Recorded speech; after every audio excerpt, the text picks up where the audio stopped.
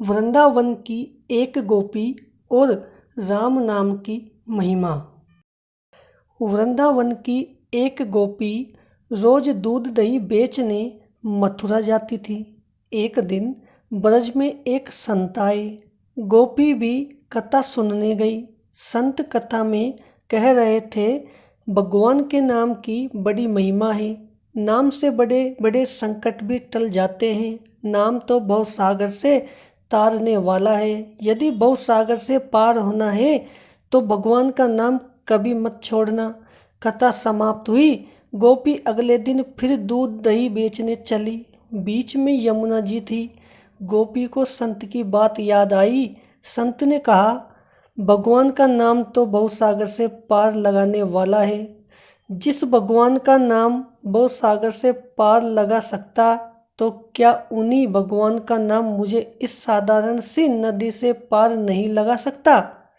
ऐसा सोचकर गोपी ने मन में भगवान के नाम का आश्रय लिया। भोली भाली गोपी यमुना जी की ओर आगे बढ़ गई। अब जैसे ही यमुना जी में पैर रखा तो लगा मानो जमीन पर चल रही है और ऐसे ही सारी नदी पार कर गई।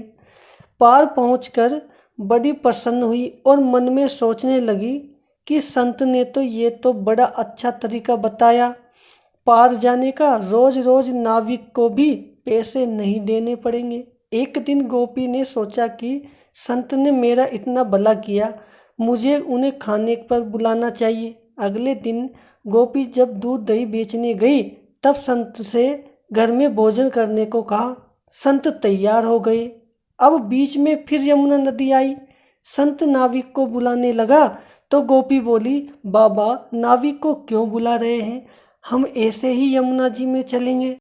संत बोले, गोपी कैसी बात करती हो, यमुना जी को ऐसे ही कैसे पार करेंगे। गोपी बोली, बाबा आपने ही तो रास्ता बताया था। आपने कथा में कहा था कि भगवान के नाम का आश्रय लेकर भवसागर से पार हो सकते हैं।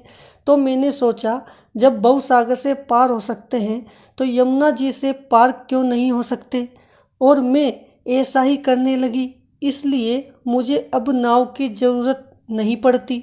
संत को विश्वास नहीं हुआ। बोले, गोपी तू ही पहले चल, मैं तुम्हारे पीछे पीछे आता हूँ।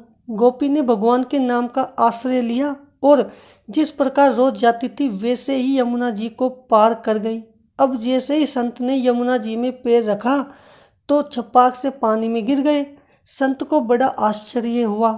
अब गोपी ने जब देखा तो संत तो पानी में गिर गए। तब गोपी वापस आई और संत का हाथ पकड़कर जब चली तो संत भी गोपी की भांति ही ऐसे ही चले जैसे जमीन पर चल रहे हो। संत तो गोपी के चरणों में गिर पड़े और बोले कि गोपी तू धन्य है। वास्तव में तो सही अर्थों में नाम का आश्रय तो तुमने लिया है, और मैं जिसने नाम की महिमा बताई तो सही, पर स्वयं नाम का आश्रय नहीं लिया।